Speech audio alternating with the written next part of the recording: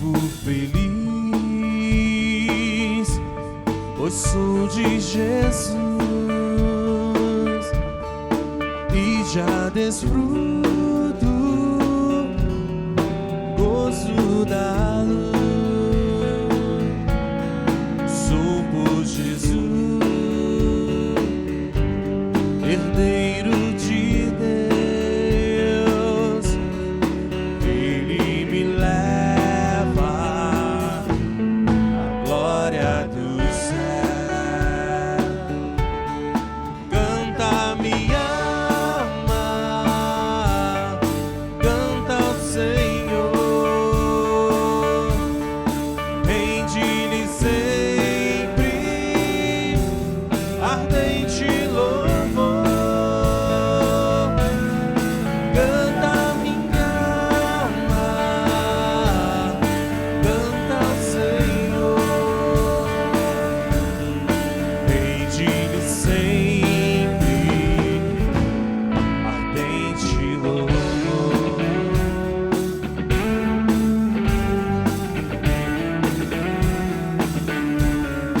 Ao seu amor eu me submeti, extasiado então me senti, entristecendo, trazendo céus, ecos das celsas, graça de Deus. Canta, minha alma, canta ao Senhor, rende-lhe sempre ardente louvor. Canta, minha alma, canta ao Senhor, rende-lhe sempre ardente louvor.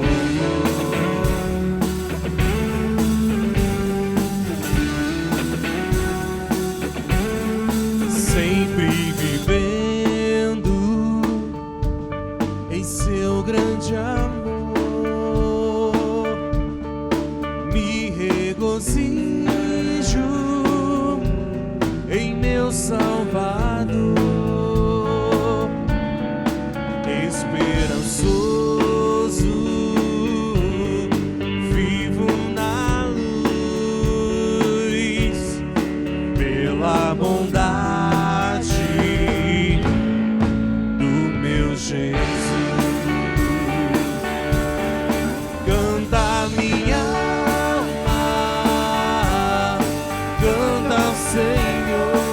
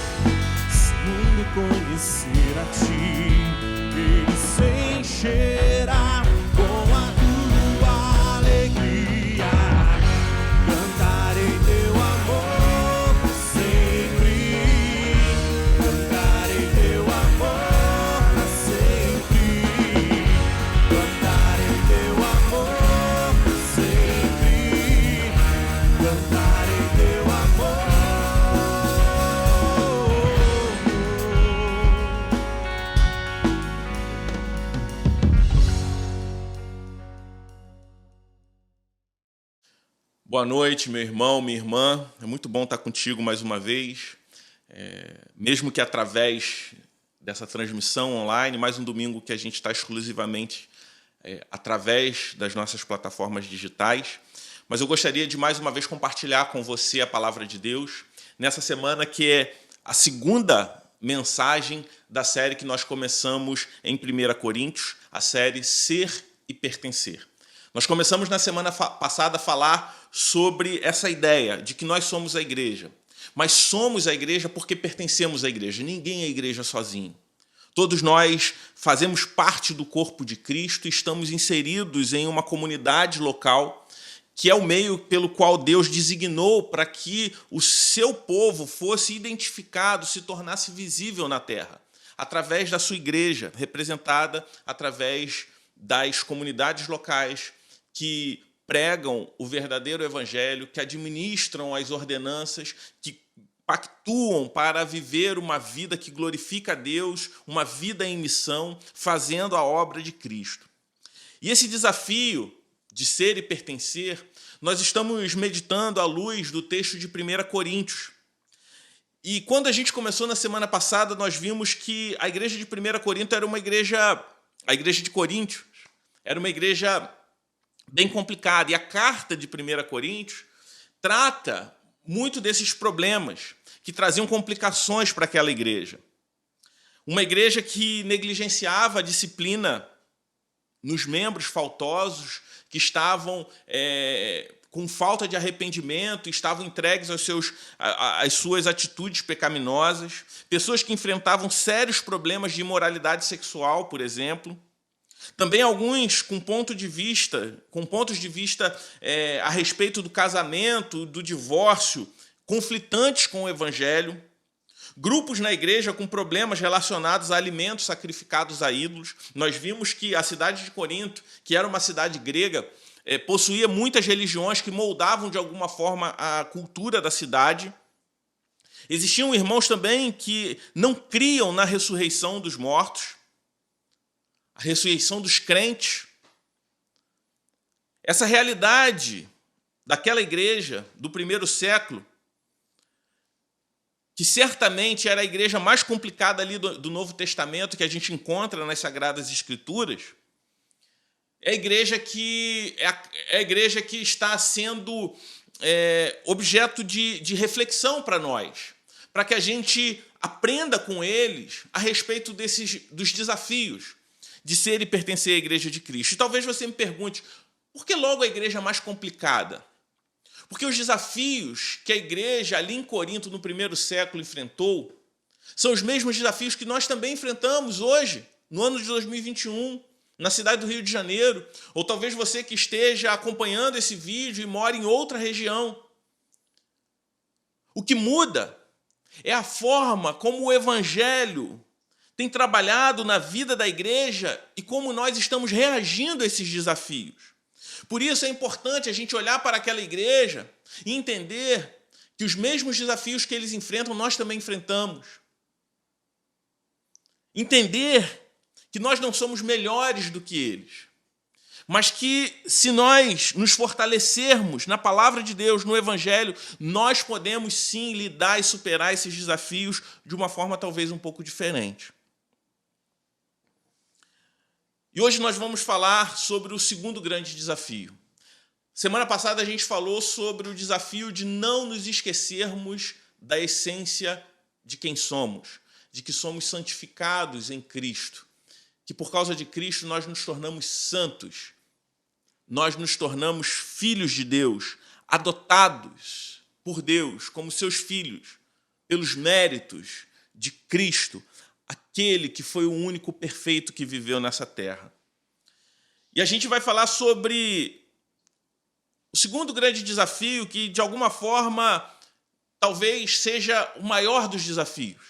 Porque todos os outros desafios que nós vamos ver ao longo dessas semanas, percorrendo na carta de 1 Coríntios, nós vamos ver que todos os outros desafios eram influenciados ou influenciavam esse grande desafio, que é o desafio da unidade. O desafio de vencer as divisões. Aquela igreja, a igreja de Corinto, ela sofria seriamente com um problema de divisão. E unidade é um tema importantíssimo para Deus. O evangelho é a respeito de unidade. É a respeito de um Deus que, mesmo sendo três, se fez um. Aquele que promoveu a união de pecadores consigo através da morte e ressurreição do seu Filho, nos adotando também como filhos. E quando nós somos adotados como filhos de Deus, nós somos unidos a uma família. Isso significa que nós passamos a ter irmãos. União foi também o tema central da oração de Jesus antes do Calvário, como nós podemos ver lá no Evangelho de João, no capítulo 17. Logo, esse tema é também fundamental e central para nós. É parte central do Evangelho. Se unidade é algo importante, é um valor do Evangelho, a divisão é um grande problema a ser combatido por nós. Porque divisão significa conflito. E conflito implica em sofrimento, em tristeza. Nós não gostamos de divisões, ou pelo menos não deveríamos gostar de divisões. E por não gostarmos de divisão, às vezes a gente tem dificuldade em tratar problemas de divisão. Nós temos problemas em falar sobre divisão. Mas é algo que nós devemos discutir em todas as esferas de influência que nós estamos ligados.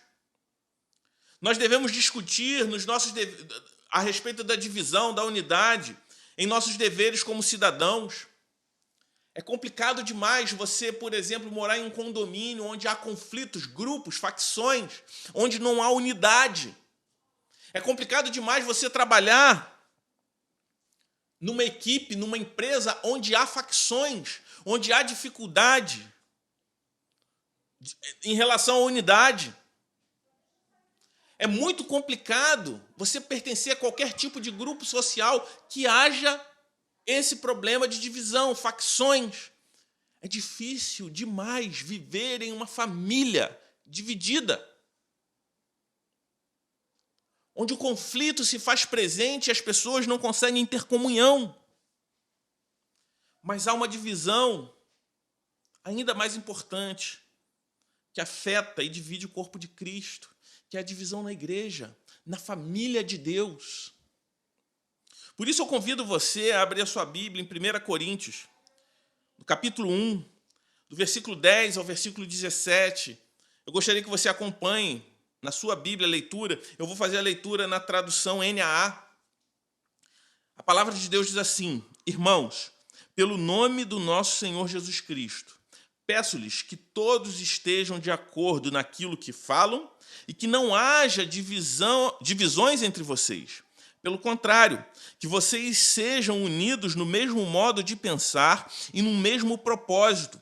Pois, meus irmãos, fui informado a respeito de vocês por alguns membros da casa de Cloe que há brigas entre vocês. Refiro-me ao fato de cada um de vocês dizer: eu sou de Paulo, eu sou de Apolo, eu sou de Cefas, eu sou de Cristo. Será que Cristo está dividido? Será que Paulo foi crucificado por vocês, ou será que vocês foram batizados em nome de Paulo? Dou graças a Deus por não ter batizado nenhum de vocês, exceto Crispo e Gaio, para que ninguém diga que vocês foram batizados em meu nome. Batizei também a casa de Estéfanas. Além destes, não me lembro se batizei algum outro. Afinal, Cristo não me enviou para batizar, mas para pregar o evangelho, não com sabedoria de palavra, para que não se anule a cruz de Cristo. Paulo começa falando sobre algumas facções que haviam naquela igreja. Na tradução que eu li, ele cita Cefas. Cefas é Pedro, é o nome grego dado ao apóstolo Pedro. E aqueles irmãos, eles se identificavam mais com alguns desses líderes. A igreja de Corinto, ela foi plantada por Paulo, e Paulo, ele deu posse a Apolo como pastor daquela igreja. E Pedro, como grande apóstolo, também tinha uma grande influência sobre aquela comunidade. Apolo, a palavra de Deus vai identificar como um homem eloquente, de profunda sabedoria, e que tinha uma habilidade retórica muito grande. Apolo foi um grande apologeta do seu tempo. E por conta dessas qualidades distintas desses três homens de Deus, surgiram facções da igreja relacionadas a preferências a respeito, seja de Pedro, de Apolo ou de Paulo. E existia um quarto grupo que talvez, se a gente não se aprofundar no estudo dessa carta, a gente vai achar que era um grupo mais espiritual do que os outros, que era o grupo que se dizia ser de Cristo. Quantas vezes a gente fala sobre as nossas referências, e isso não é um problema. Eu tenho as minhas referências pastorais, amigos pastores, irmãos, pastores que me pastorearam no passado, que são referências para mim, que são autoridades sobre a minha vida até hoje, ou teólogos do presente ou do passado que são referências, como o pregador britânico Charles Spurgeon, o teólogo, o reformador Martinho Lutero, João Calvino, outros do presente, como o pastor Matt Chandler. Não há nada de errado em você ter algumas referências do presente ou do passado de pastores, teólogos, seja porque foram homens que foram usados por Deus para abençoar a sua vida, para ministrar na sua vida, te pastoreando, cuidando, aconselhando, como talvez alguns distantes do passado, que através das suas obras influenciaram na sua formação cristã. Isso não é um problema, pelo contrário. Mas é interessante que, às vezes, quando nós expressamos as nossas preferências teológicas, isso gera algum tipo de debate, as pessoas adoram debater em praça pública, e hoje a praça pública que nós temos são as redes sociais. As pessoas falam assim, nem teólogo A, nem teólogo B, mas eu sou de Cristo. E às vezes essa fala está encharcada de um desejo de não querer se compreender ou de não querer entrar em temas que talvez são controversos na própria teologia.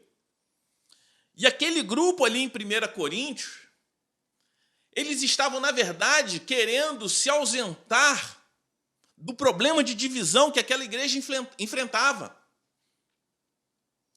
Para não se identificar como parte de nenhuma das outras três facções, eles criaram uma outra. Eles eram tão facciosos quanto aqueles outros três irmãos. E por isso Paulo repreende aqueles irmãos dizendo: meus irmãos, vocês podem ter uma identificação maior com Pedro, com Apolo, com Paulo, mas por acaso esses três homens também não são de Cristo? Por acaso quem morreu, quem foi o Cristo, o Messias? Quem foi aquele que salvou tanto Pedro, quanto Paulo, quanto Apolo? Senão Jesus Cristo. Portanto, quando você fala, eu me identifico, por exemplo, com a soterologia, a doutrina da salvação de Calvino.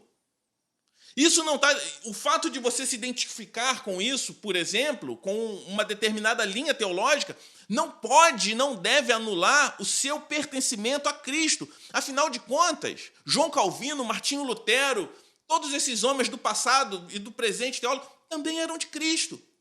É Cristo que esses homens tentam, através das suas obras, trazer para o coração e para a vida dos discípulos de Jesus, que buscam aprofundamento, conhecimento das Sagradas Escrituras.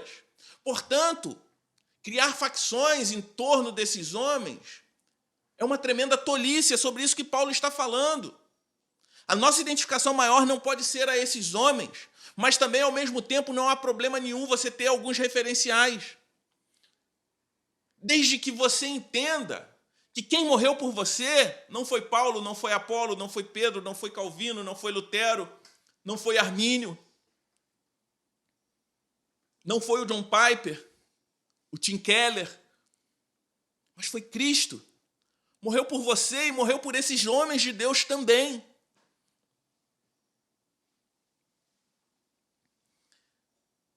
Paulo, então, ele admoesta todos esses 4 grupos.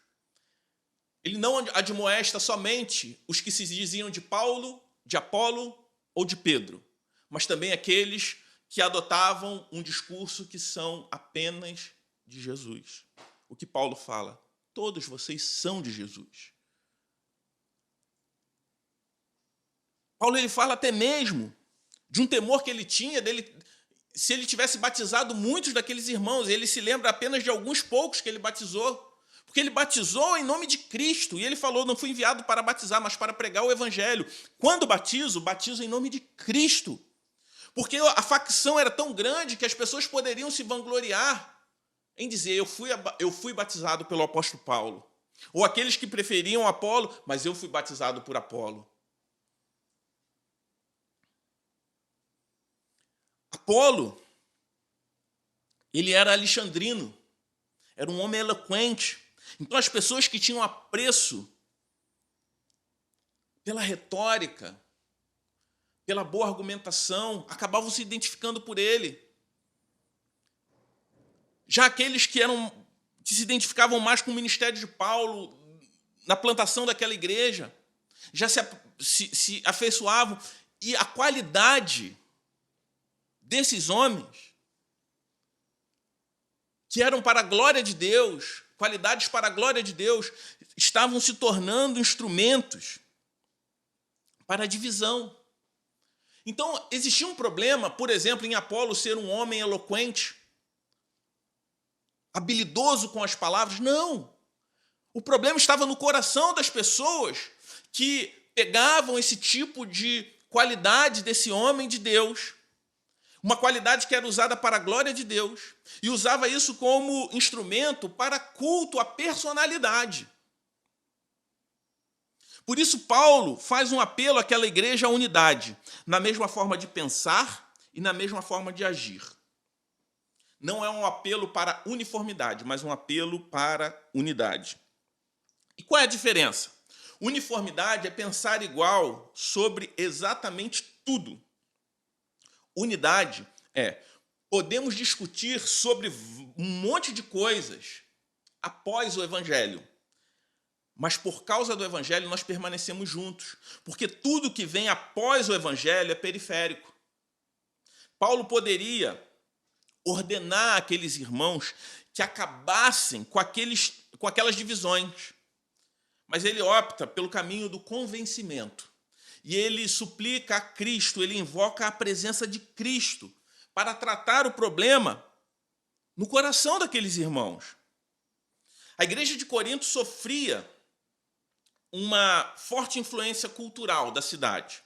Como eu disse, Corinto era uma cidade grega, e depois de Atenas, Corinto era a cidade que mais possuía escolas de filosofia. Corinto era a cidade que mais tinha essa influência filosófica grega após a capital, Atenas. E existia um grupo muito apreciado pelas pessoas daquela cidade, que eram os sofistas. A retórica surgiu na Grécia. E os sofistas eram um grupo de filósofos que dominavam exatamente a retórica. E esses sofistas, eles tinham o hábito de passar pelas praças, fazer seus discursos a respeito da vida, ensinando sobre sua filosofia, sobre sua cosmovisão, sua visão sobre a vida, sobre o mundo. E nos discursos públicos, após eles começarem um discurso de convencimento e ganhar a atenção dessas pessoas, eles passavam o chapéu recolhendo dinheiro, e aquelas pessoas cultivavam o hábito de regularmente contribuir para essas pessoas e continuar sendo ensinado por elas como uma espécie de gurus para essas pessoas.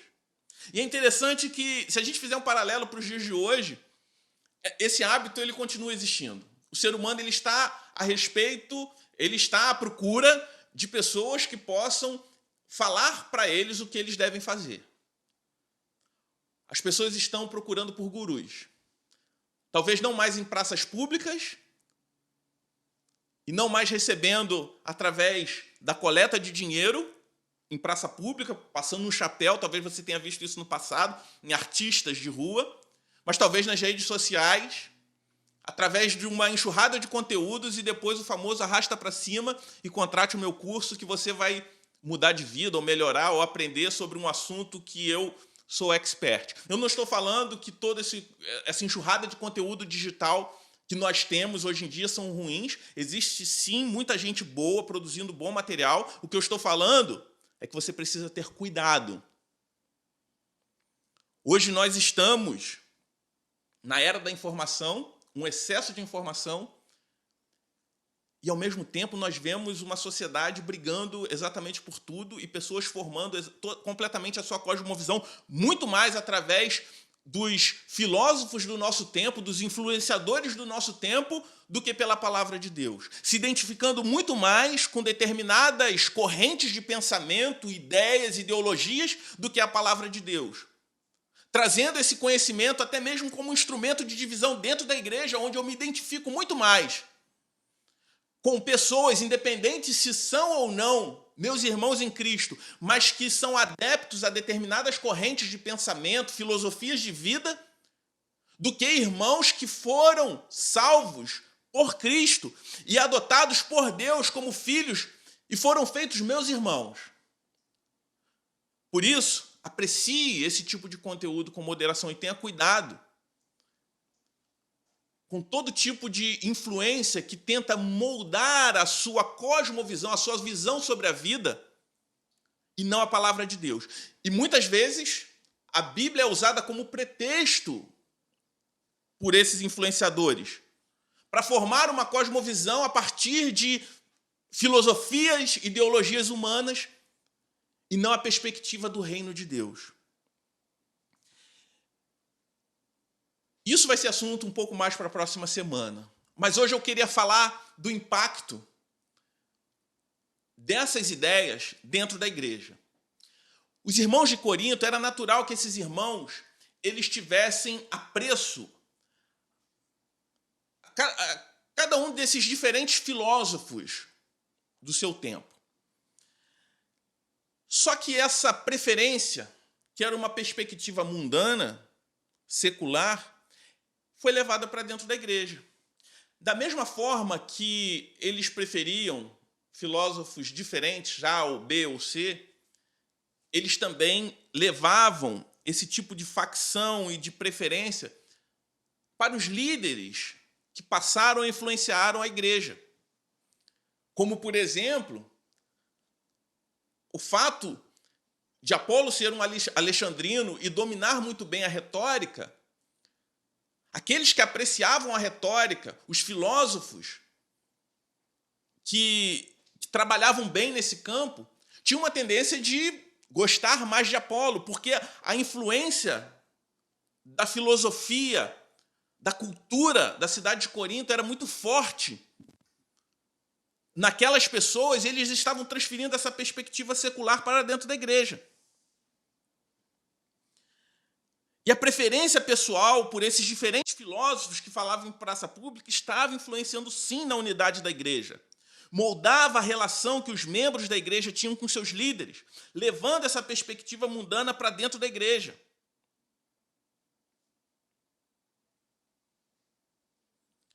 Mas quando isso acontece, meus irmãos, quando a minha comunhão com o meu irmão é afetada por conta da influência de pensamentos, filosofias ou ideologias, além do evangelho, além de eu estar pecando contra o meu irmão, eu estou pecando também contra Cristo. É sobre isso que o apóstolo Paulo fala com aqueles irmãos. E talvez você me pergunte, mas como assim contra Cristo? Sim, porque se nós cremos em um Deus que criou todos nós e cremos que todos nós pecamos quando fazemos o que nós queremos e não o que Deus mandou fazer, que a queda do homem se deu exatamente por isso, que foi uma rebelião do homem contra Deus, uma abolição do homem contra Deus. E mesmo ele estando correto em nos punir como nós merecemos por causa dos nossos pecados, mas em sua grande misericórdia ele veio até nós em Cristo, que era totalmente Deus e plenamente homem, e viveu uma vida perfeita, sem nenhum motivo para punição, para receber nenhum tipo de punição, e morre em nosso lugar, morrendo na cruz para pagar a penalidade pelos nossos pecados. Aqueles que jamais abandonariam por si mesmo. Você precisa entender que se não fosse por Cristo, nós não abandonaríamos os pecados. Mas em Cristo nós passamos a confiar nele. Ele passa a ser a nossa justiça. E aquele que a morte não foi capaz de vencer porque ele ressuscitou para uma nova vida, ele nos ressuscita para uma nova vida. Quando nós confiamos em Cristo e abandonamos os pecados, nos apegamos a Cristo para a salvação, passamos a crer nessa mensagem e ter fé em Cristo. Essa é a mensagem que importa. É isso que nos traz a unidade. Então, quando nós trazemos questões periféricas pós-evangelho, e que de alguma forma essas coisas começam a afetar a nossa comunhão com os nossos irmãos, com a nossa igreja local, nós estamos não somente pecando contra outros irmãos, mas pecando contra Cristo. Porque a unidade da igreja demonstra Cristo. Esse é o primeiro ponto que eu gostaria de trabalhar com vocês, de forma muito rápida. Os cidadãos de Corinto deveriam se unir para demonstrar a verdade a respeito de Cristo em meio a uma cidade secularizada, disse o pastor Mark Dever comentando sobre esse trecho de 1 Corinto. Por isso eu te digo que, da mesma forma, a nossa unidade em Cristo demonstra Cristo para uma cidade também secularizada. A nossa unidade demonstra Cristo para a cidade do Rio de Janeiro. A nossa unidade como comunidade exalta Cristo, porque nós somos o seu corpo. Paulo também alerta aqueles irmãos para mais um fator da unidade. A nossa unidade exalta não somente a Cristo, mas também a sua cruz.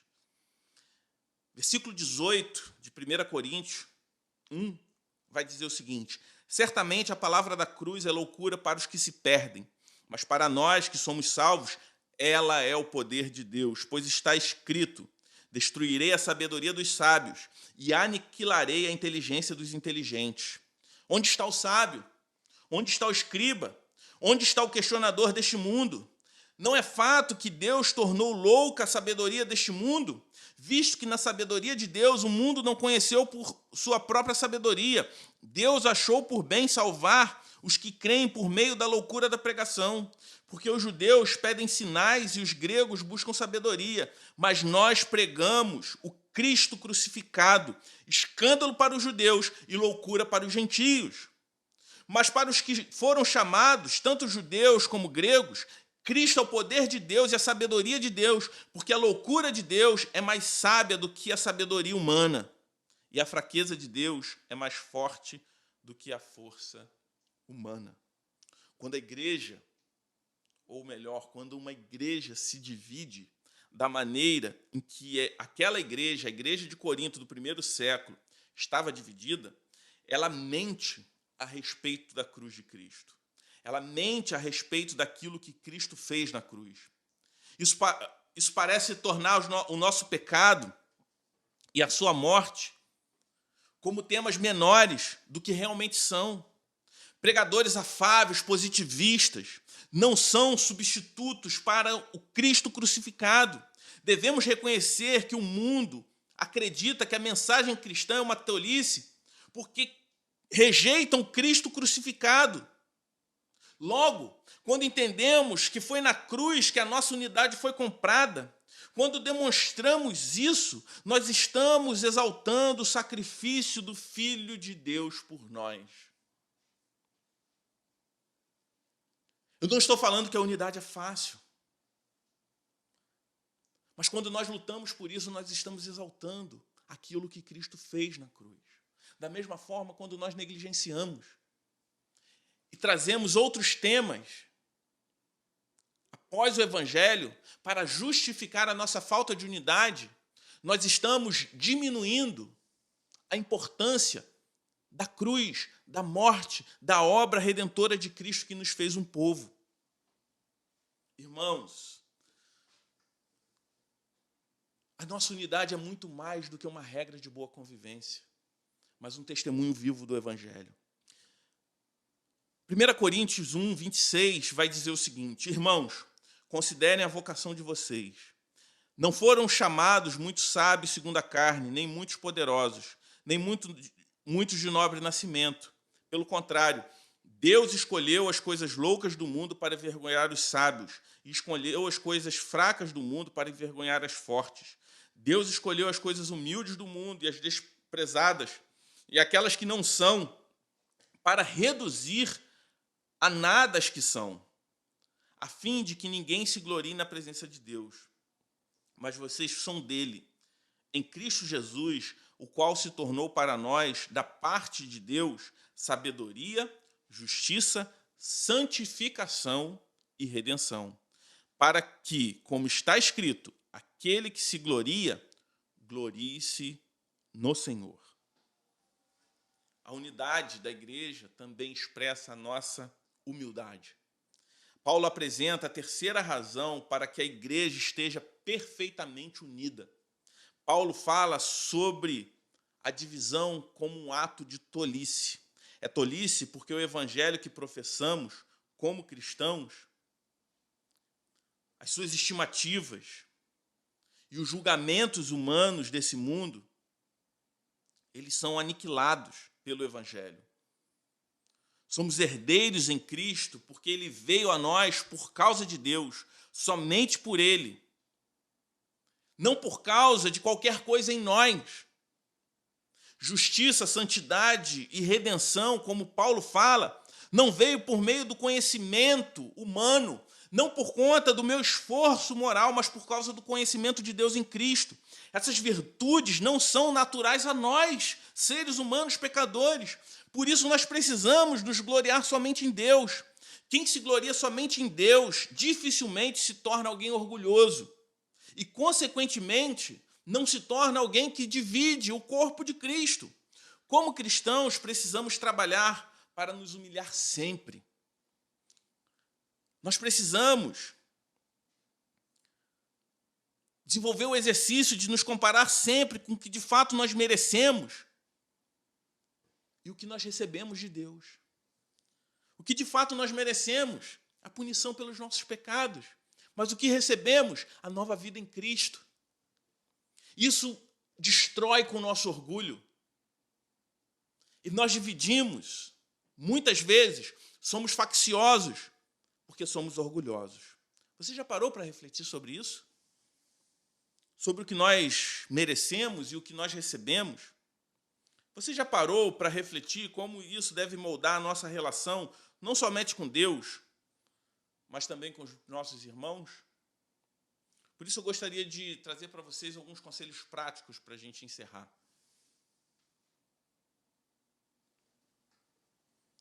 O que formava as facções na igreja? Era, primeiramente, o partidarismo em torno de líderes da igreja. Influenciado, sim, por uma cultura secular, mas, de forma prática, era esse culto a personalidades das lideranças da igreja. Por isso eu te faço a seguinte pergunta: quantas vezes você foi tentado a cultuar personalidades? Meu irmão, minha irmã, diante dessa tentação, valorize mais a essência do que questões exteriores, como frases de efeito, eloquência, aparência. Da mesma forma, não anule a importância que os líderes têm para a edificação da sua vida. É diferente de não cultuar a personalidade, é diferente de não reconhecer que Deus, ele usa por intermédio de homens e mulheres de Deus para que ele ministre na sua vida. Admita que Deus ministra a você através dos líderes que ele te deu. Não imagine que você é um crente autossustentável. que o fato de você ter livre acesso a Deus, você é autossuficiente. Se fosse assim, Deus não nos chamaria para sermos parte de um povo. Deus não nos salvaria para ser a sua igreja. Após esse exercício em relação à liderança, faça outro em relação a você mesmo e aos demais irmãos. Olhe para o seu irmão como alguém que foi comprado pelo sangue de Jesus, assim como você também foi. Que Deus amou esse irmão ou esses irmãos da mesma forma que Ele te amou. Que a misericórdia que Ele exerceu sobre você também foi sobre os seus irmãos. Olhe para você mesmo e se lembre que você é um pecador, que Deus é santo e que Ele não estaria errado em estar empenhado justamente em te punir. Mas Ele decidiu te amar. Ele decidiu te salvar em Cristo Jesus. Lembre-se de quem você era e o que você recebeu. Somente isso é capaz de fazer você vencer o orgulho.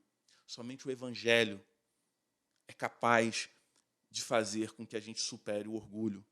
Quantas vezes o nosso orgulho nos leva a pecar contra Deus? Nos leva a trabalhar em direção contrária ao que Cristo promoveu na cruz. Foi para sermos um que Cristo morreu. Para sermos um nele. E não tem como estar em Cristo se estivermos completamente desconectados ao seu corpo. Vamos orar? Pai querido, eu te peço, por cada um que está acompanhando essa transmissão, que o Senhor possa falar ao meu coração e ao coração dos meus irmãos. Que possamos jamais nos esquecer que nós somos um. Que nós possamos compreender a dimensão, a importância, Senhor Deus, da unidade que foi comprada na cruz do Calvário. Se porventura há pessoas aqui acompanhando esse vídeo que ainda não compreendiam a mensagem do Teu Evangelho, que o Senhor possa abrir esses corações, abrir essas mentes, que elas possam vir a se arrepender dos seus pecados e reconhecer a sua necessidade de um Salvador. E que essas pessoas possam se fazer um. Que elas possam ser agregadas, Senhor Deus, à Tua grande família, à Tua igreja. Eu te peço, Senhor Deus, por cada um que assiste esse vídeo, que eles possam ser abençoados no Teu nome, no nome precioso de Jesus. Amém. Que Deus te abençoe, que Deus te guarde, e a gente aguarda você na próxima semana para, mais uma vez, dar prosseguimento à nossa série de mensagens. Ser e pertencer, o desafio de sermos e pertencermos à Igreja de Cristo. Que Deus te abençoe e tenha uma ótima semana.